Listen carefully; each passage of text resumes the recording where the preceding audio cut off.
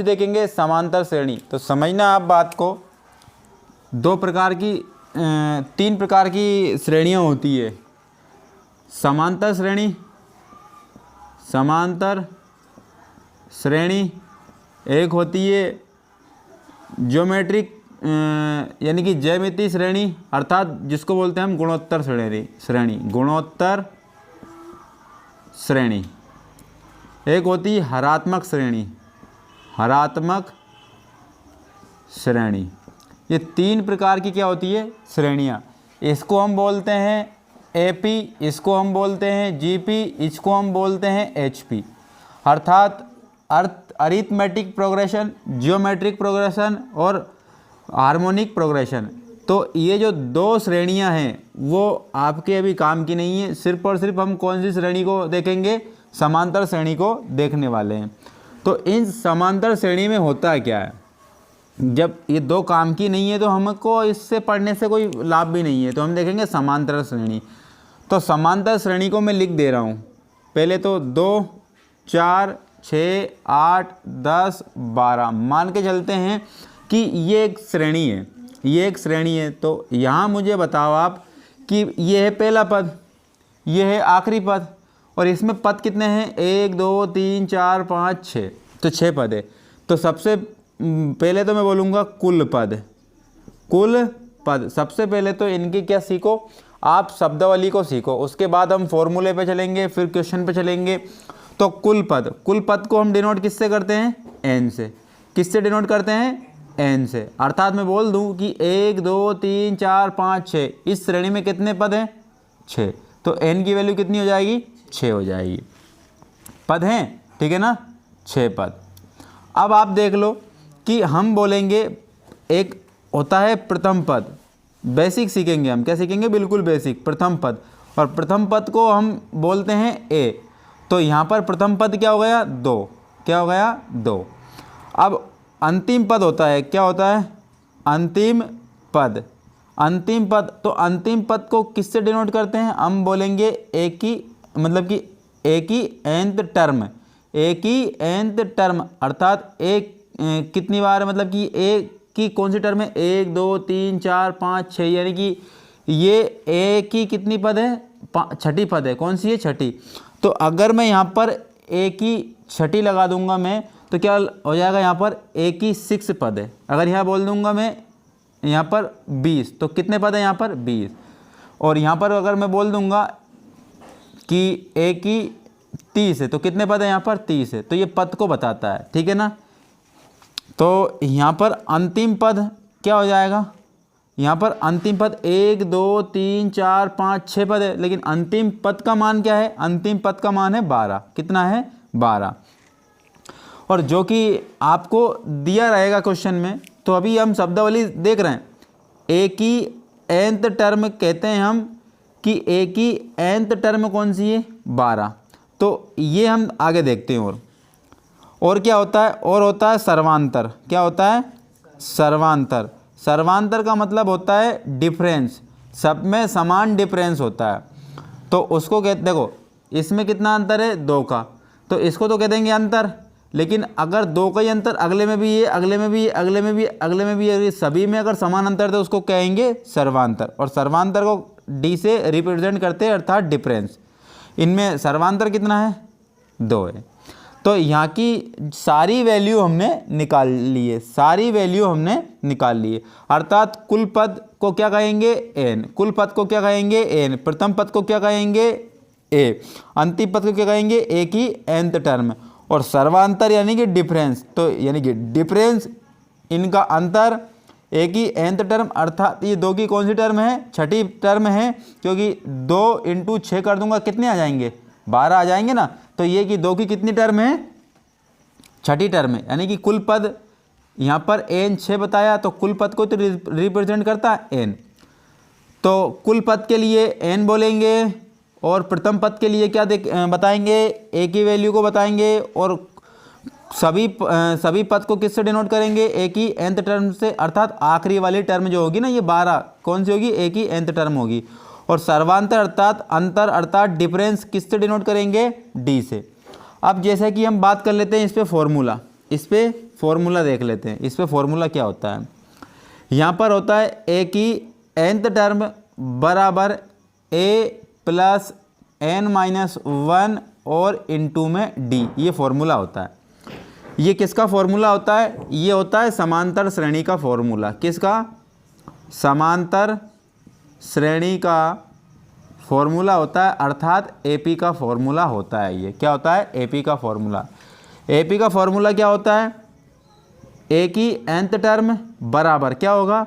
ए plus कोष्टक के अंदर क्या है? n minus 1 into D.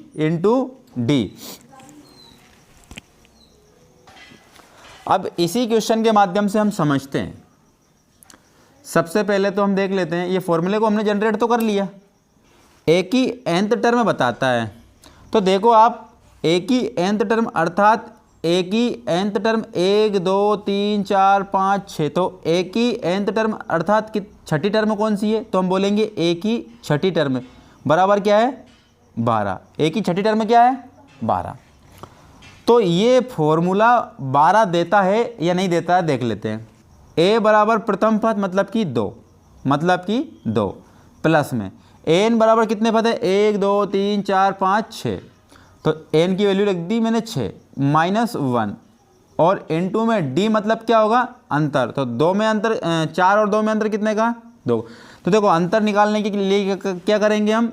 इसमें से इसको घटा देंगे, तो 4 में से 2 गया तो 2, 6 में से 4 गया तो 8 में से 6 गए तो 10 में से 8 गए तो 12 में से 10 गए तो बाद वाले नंबर में से घटाते हैं उसके पहले वाला नंबर, तो हमें सर्वांतर मिल जाता है। तो डी की वैल्यू कितनी मिली है? 2। तो 6 में से 1 गया तो कितना बचा? 5 इंटू 2 करना है और प्लस 2 करना है, तो 5 दून 10 और 2 कितने हो गए? 12। क्या आप मुझे बताओ इस फॉर्मूले से हमें आखिरी टर्म मिली कि नहीं मिली? तो आप बोलोगे मिल गई है। तो ये फॉर्मूला कैसे जनरेट हुआ आप देखो, ये फॉर्मूला कैसे जनरेट हुआ आप देखो।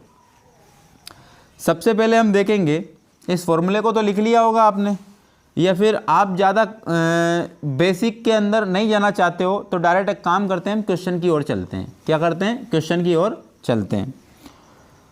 तो क्वेश्चन की ओर चलने से पहले हम बोलेंगे कि यहाँ पर 2 4 6 और 8, तो ऐसे करते करते कहाँ तक पहुँच रहे हैं हम? n तक। तो हम इसका फॉर्मूला क्या बताएंगे? हम इसका फॉर्मूला बताएंगे कि भाई a की nth टर्म बराबर होता है a प्लस n माइनस 1 और इनटू में अंतर अर्थात सर्वांतर d होता है। तो ये फॉर्मूला है। अब हम ये बोलेंगे कि यहाँ पर 20वां पद निकालो। कौन सा पद? 20वां पद निकालो कौन सा है? तो 20वां पद निकालना है हमें। तो पद कितने हैं? तो मैं यहाँ पर लिख दूंगा सुविधा के अनुसार n बराबर कितने हैं? 20, क्योंकि पद कौन सा है? 20। तो n बराबर कितने हैं? 20। और a बराबर अर्थात प्रथम पद कितना है? 2। और एक की ज़रूरत और लगती है हमें d की, अर्थात इनमें अंतर कितने का है? 2 का। अर्थात 8 में से 6 गए तो बचे कितने? 2। 6 में से 4 गए तो बचे कितने? 2। 4 में से 2 गए तो बचे कितने? 2। तीनों चीज़ हमारे पास आ गई, अर्थात हम निकाल लेंगे। अब a की nth टर्म अर्थात यहाँ पर कितना था? 20। कितना था? 20 पता नहीं है, लेकिन सॉरी हमें n की वैल्यू दे के रखी थी। तो a की nth टर्म निकालना था हमें कि उसका मान क्या है। तो हम लिखेंगे बराबर a की वैल्यू कितनी है? 2 प्लस n की वैल्यू कितनी है? 20 माइनस 1 इंटू डी की वैल्यू कितनी है? 2। तो a की nth टर्म बराबर 2 प्लस 20 में से 1 गया तो 19 और इनटू में 2। तो a की nth टर्म बराबर 19 दून 38 और 2 कितने हो गए? 40। तो a की nth टर्म कितनी हो गई? 40। अर्थात nth टर्म हमने क्या मानी थी? 20वीं। तो यहाँ पर लिख देंगे हम a की 20वीं टर्म, a की 20वीं टर्म, a की 20वीं टर्म, अर्थात a का जो 20वां पद होगा वो उसका मान कितना होगा? 40। तो इसका मान कितना आया? 40। देखो पद है 20वां लेकिन मान कितना है? 40 है उसका। ऐसे ही एक और बेसिक सा सवाल ले लेते हैं हम, और बेसिक सा सवाल लेते हैं। फॉर्मूला यही रहेगा। मैं बात कर लेता हूँ यहाँ पर कितना? 3 6 9 12, 15, ऐसे करते करते मुझे जाना है 25वां पद निकालना है। कौन सा पद निकालना है? 25वां पद का मान निकालना है। भैया 25वां पद क्या होगा? तो सबसे पहले तो मैं लिखूँगा n बराबर कितना है? 25, और a बराबर कितना है? स्टार्टिंग वाला नंबर 3, और d बराबर, इनमें देखो 9 में से 6 गए तो 3, और 6 में से 3 गए तो 3, तो d बराबर कितना मिला? 3। अर्थात यहाँ पर मुझे तीनों चीज़ें मिल चुकी है। अर्थात मुझे ज्ञात करना है n की वैल्यू कितनी है यहाँ पर? 25। तो a की 25वीं टर्म ज्ञात करना है हमें। a बराबर कितना बताया? 3, प्लस में n बराबर कितना बताया? 25 माइनस 1, और d बराबर कितना बताया? 3।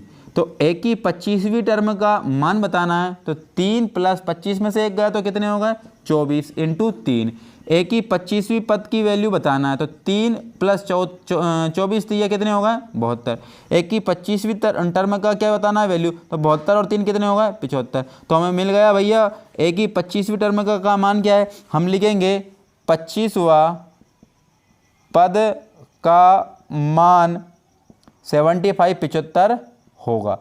क्या ये बात आपको समझ में आई है? तो अगर ये बात समझ में आ गई, बेसिक सा क्वेश्चन समझ में आ गया, तो आपको हर एक चीज़ समझ में आ जाएगी। अब हम लेते हैं आपका क्वेश्चन। ये बेसिक सा क्वेश्चन लिया था हमने, अब लेते हैं हम अच्छा वाला क्वेश्चन लेते हैं। अब जैसे कि क्वेश्चन ये दिया है आपको, बोला है कि समांतर श्रेणी एपी अरिथमेटिक प्रोग्रेशन में देखते हैं हम 3, 8, 13, 18 और यहाँ पर कौन सा पद? 78 है। यानी कि आखिरी वैल्यू आपको दे के रखी है 78 है, लेकिन ये 78 कौन सा पद बताना है। अब इस बार बताना है क्या है? पद बताना है। अब पद की वैल्यू नहीं बताना है, इस बार क्या बताना है? पद बताना है। तो फिर हम क्या करेंगे? हमारा काम ये रहेगा, सबसे पहले वैल्यू ढूंढो n। तो n बराबर तो ज्ञात ही करना है हमें, क्योंकि पद मतलब क्या होता है? n ही तो होता है, वो तो ज्ञात ही करना है। उसके बाद a बराबर अर्थात प्रारंभिक पद क्या होगा? प्रारंभिक पद 3, क्या है? 3। उसके बाद एक d ज्ञात करेंगे, और d कैसे ज्ञात करते हैं? d ज्ञात करते हैं दूसरे पद में से पहला पद माइनस कर देते हैं। तो बराबर क्या मिल गया? 5 मिल गया। यानी कि हमें d भी मिल गया और हमें a भी मिल गया और n नहीं मिला, तो इसको ज्ञात करना है हमें। तो हम बोलेंगे a की nth टर्म बराबर क्या होगा? a प्लस b, ये फॉर्मूला है, ये फॉर्मूला रटा जाएगा, दिमाग में एकदम ऐसा फिट हो जाएगा, निकल नहीं पाएगा। तो a की nth टर्म ज्ञात करना है कौन सी है। लेकिन आप मुझे बताओ, a की nth टर्म आपको ज्ञात तो करना था, लेकिन a की nth टर्म तो आपको पहले से ही दी है। कितनी दी है?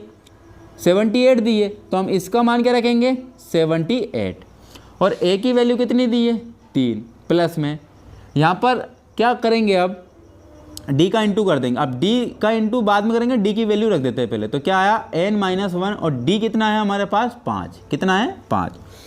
तो 78 बराबर 3 प्लस 5 का इंटू कर दो, 5n। 5 का इंटू n में क्या कितने आ गए? 5n, माइनस 5 का इंटू 1 में क्या कितने आ गए? 5। तो 78 बराबर 5 में से 3 गए तो माइनस के कितने बचे? 2, और प्लस के कितने हो गए? 5n।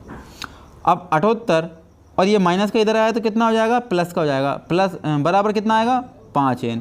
78 और 2 कितने हो गए? 80 बराबर 5n। तो n बराबर कितने हो गए? 5 इसके बटे में चले जाएंगे, तो 80 बटे कितने हो जाएंगे? 5। तो 5 से कैंसिल आउट किया, कितनी बार गया? 16। तो n की जो वैल्यू आएगी वो कितनी आएगी? 16। क्या आएगी? 16। यानी कि हम बोलेंगे पद 78 का पद 16 है। क्या बोलेंगे? 78 का पद कितना है? 16। तो इसकी वैल्यू कितनी आ गई? 16। अर्थात ये 78 कौन से पद में आएंगे? हम बोलेंगे 16वें पद में आएंगे। कौन से पद में? 16वें पद में। तो आपका राइट आंसर कौन सा हो जाएगा? 16 हो जाएगा। अब इसको देखना, इस क्वेश्चन को सावधानी पूर्वक करना आप।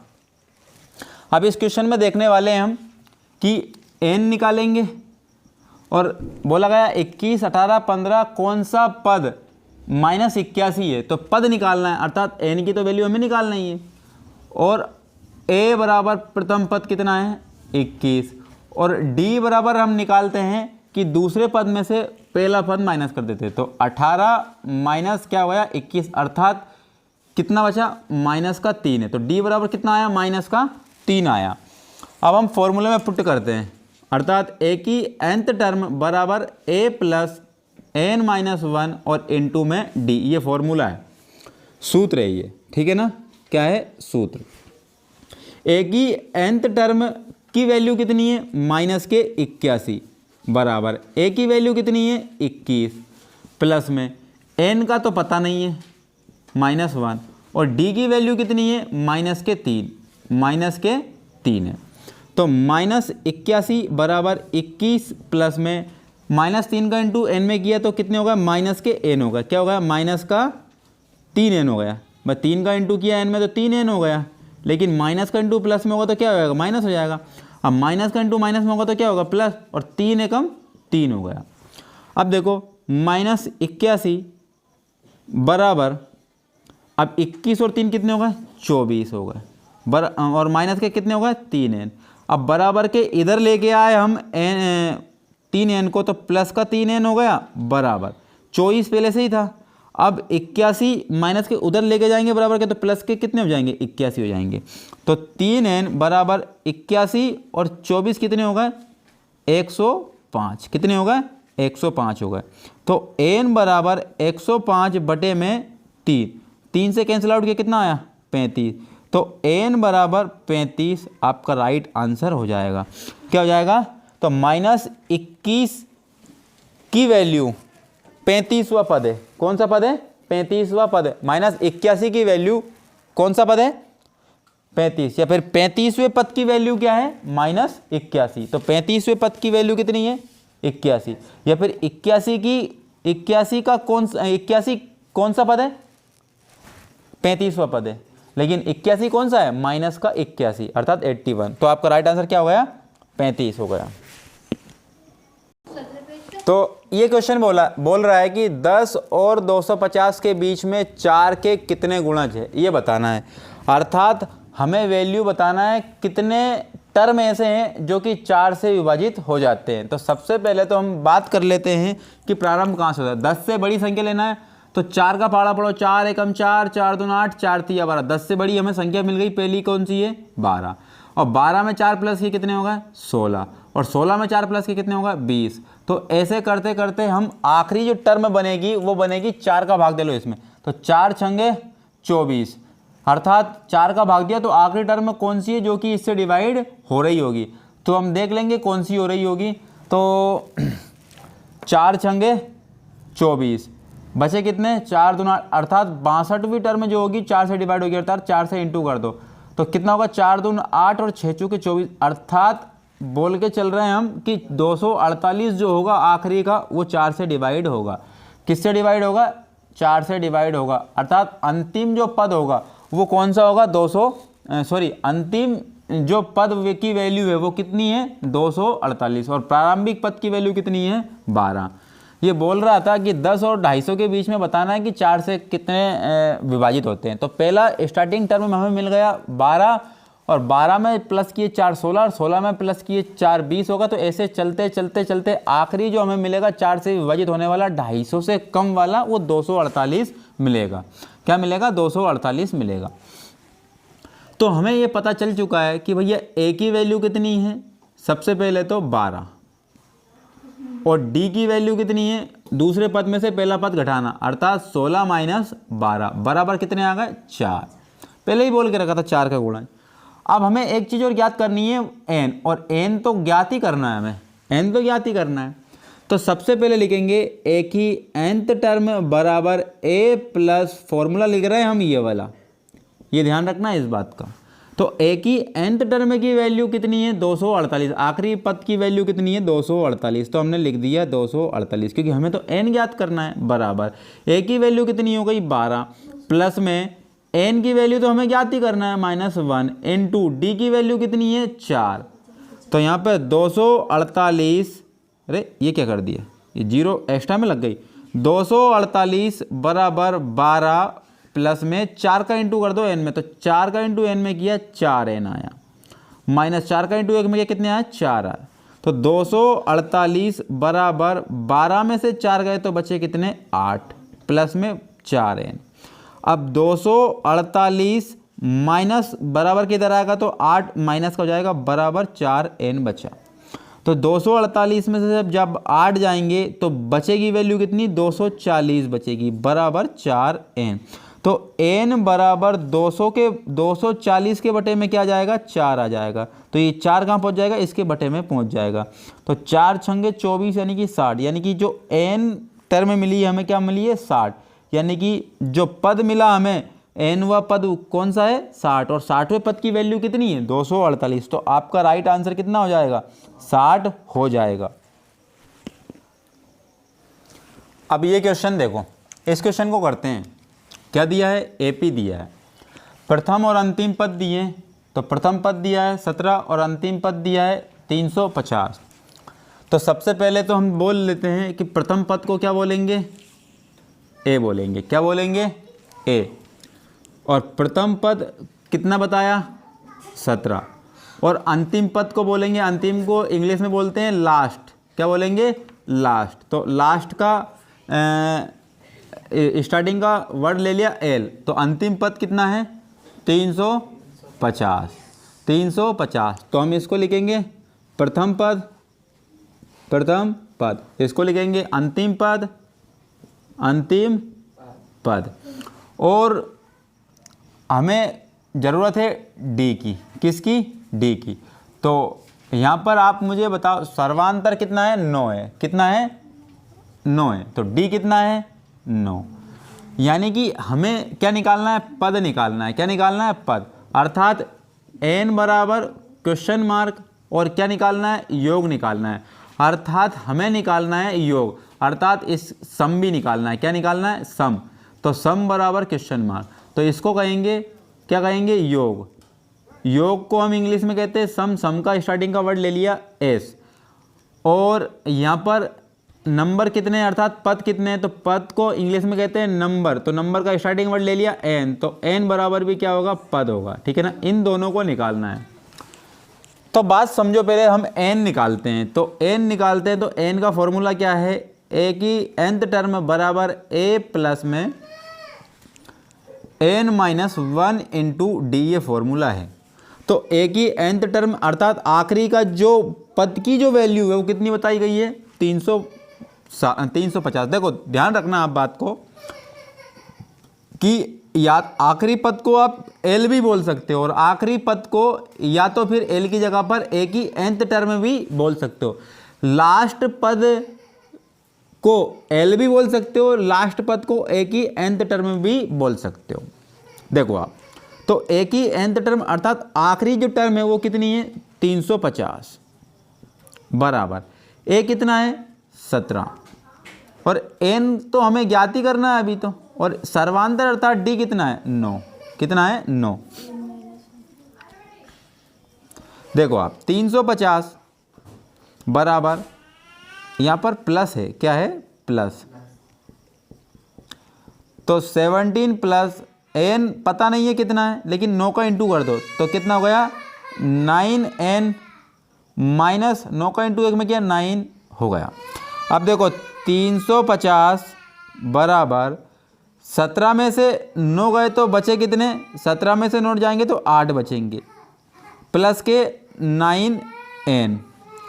अब 350 ये इधर आएंगे तो माइनस का 8 हो जाएगा बराबर 9n। अब 350 में से 8 जाएगा तो 342 आएगा। कितना आएगा, 342 आएगा बराबर 9n। तो यहाँ पर देखो आप n बराबर 342 के बटे में क्या पहुँच जाएगा, 9। तो 342 बटे में 9। अब n बराबर जब काटेंगे तो 9 तिया 27 बच कितने गए, 7। तो 9 8 72 अर्थात 38। तो n की वैल्यू कितनी आ गई, 38 आ गई। तो यहाँ पर n की वैल्यू 38 आ गई। ये अब ये तो ख़त्म खेल, अर्थात यहाँ तक का खेल ख़त्म हो गया। अब क्या निकालना है, सम निकालना है, अर्थात योग निकालना है।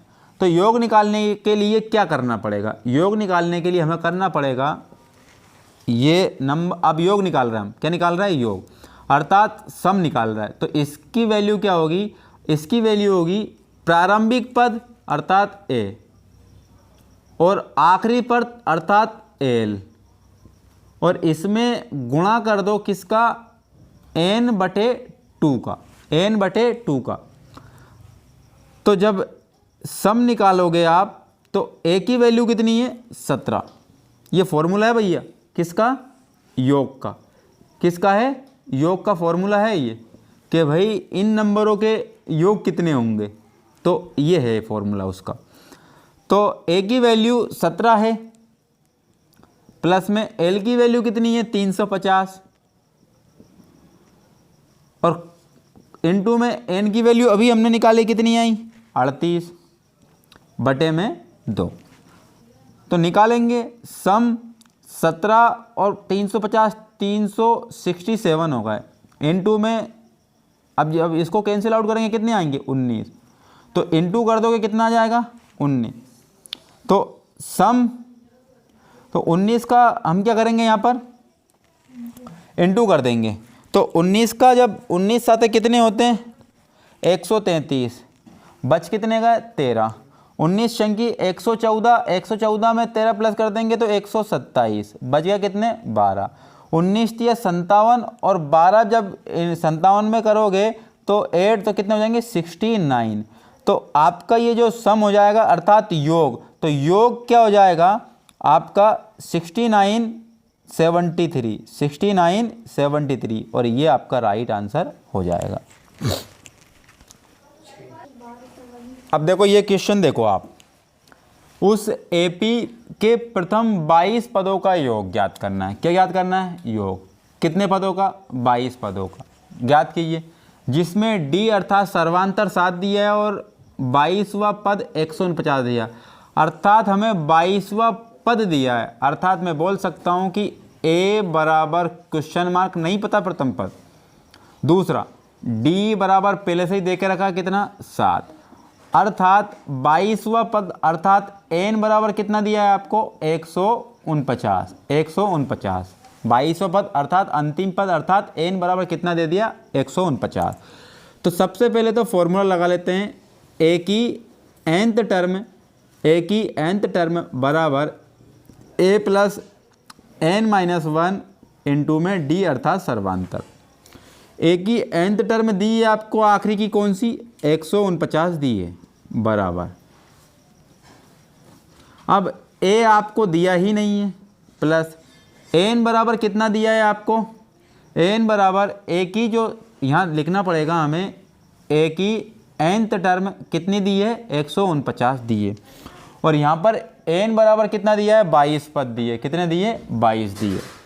तो 149 बराबर a प्लस n कितना है, 22 माइनस 1 इंटू डी आपको दिया है कितना, 7। 149 बराबर a प्लस 22 में से 1 गया तो कितना बचा, 21 इंटू में 7।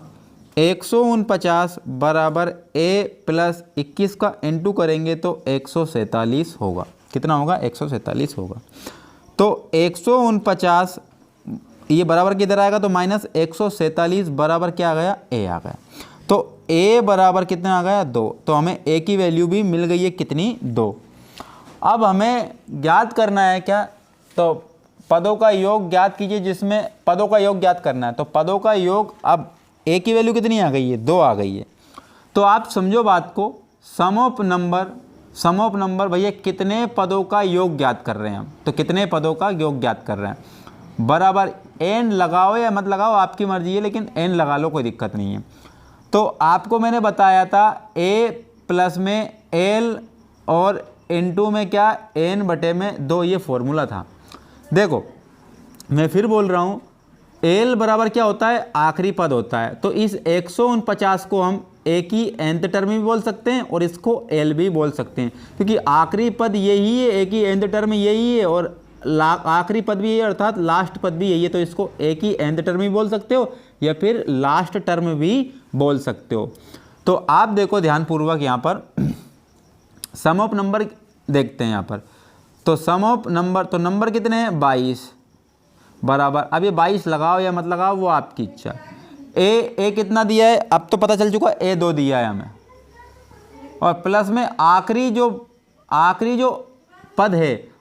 जो पद है अर्थात कितना दिया है 22 दिया है। कितना दिया है 22। यहाँ पर एल अर्थात की क्या बोलना पड़ेगा, अर्थात एल बराबर क्या दिया है 149, एन बराबर था 22, तो एल बराबर क्या दिया है 149। अब एल की जगह पर मैं ये भी लिख सकता हूँ ए की nth टर्म, या तो फॉर्मूले में एल की जगह पर ए की nth टर्म लिख दो या ए की nth टर्म की जगह पर एल लिख दो, बात एक ही है। तो हम क्या लिख रहे हैं, सिंपल सी वैल्यू लिख रहे हैं एल, और एल कितना है 149 और इनटू एन कितना है 22 और 22 बटे में 2।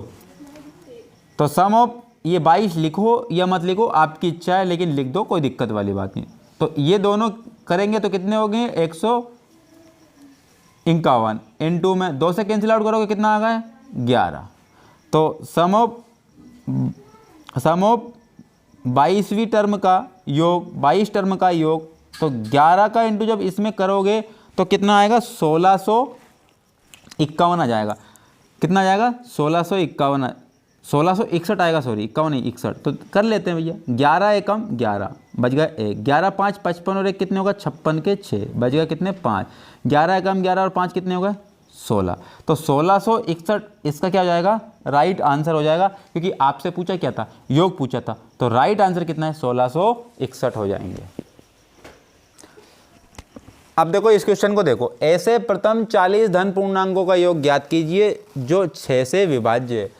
तो कितने से विभाज्य है 6 से, तो प्रथम 40 ज्ञात करना है। तो ध्यान रखना प्रथम 40 है तो सबसे पहले ए वाली वैल्यू हमें मिल जाएगी 1 इंटू 4 बराबर कितने मिल गए 4। अच्छा 6 से विभाजित करना था ना, तो 6 लिखेंगे यहाँ पर, क्या लिखेंगे 6, और यहाँ पर कितना जाएगा 6। और देखो अगर हमें लास्ट ज्ञात करना है, क्या ज्ञात करना है लास्ट, इसको ऐसे भी लिख सकते हो ए की nth टर्म, ए की nth टर्म बराबर क्या मिलेगा इसका, देखो 1 2 3 4 5 6 7 8 9 10 ऐसे चला होगा, तो 40 इंटू क्या करेंगे 6, क्या करेंगे 6 बराबर 6 चुके 24 मिल चुका है आपको। अब आप मुझे बताओ जब सब में 6 6 6 ऐसे चल रही होगी है, 6 कम 6 6 दूने 12 6 3 18 6 चुके 24 ऐसे चलते चलते कहाँ तक जा रही होगी 240 तक जा रही होगी। तो इनका इसमें से ये गया तो कितना है 6, देखे रखा भैया। तो डी की वैल्यू कितनी मिल गई 6 मिल गई, डी की वैल्यू कितनी मिल गई 6 मिल गई। और यहाँ पर n बराबर कितने पद थे 40, n की भी वैल्यू मिल गई। तो सबसे पहले क्या ज्ञात करना है हमें, धन पूर्णांकों का योग ज्ञात करना है, धन पूर्णांकों का योग ज्ञात करना है। तो जब धन पूर्णांकों का योग ज्ञात करना है तो डायरेक्टली इसकी वैल्यू निकाल लें हम। तो क्या निकाल लेंगे, कितने पद है 40 एस, तो फॉर्मूला लिख लें पहले, तो क्या लिख लें फॉर्मूला एस एन बराबर, अब ये एन लिखो या मत लिखो आपकी मर्जी है, ए प्लस एल इंटू में एन बटे में 2, ए प्लस एल इंटू में एन बटे में 2।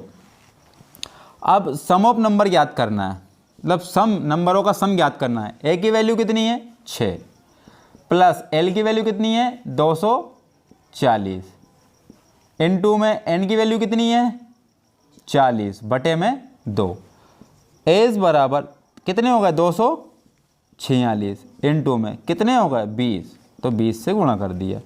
तो एस बराबर इसका दुगना करेंगे तो 246 का दुगना करेंगे तो कितना हो जाएगा 492, 492 और 2 की बाद में एक जीरो है तो ये जीरो लगा दी, और यही आपका आंसर आ चुका है।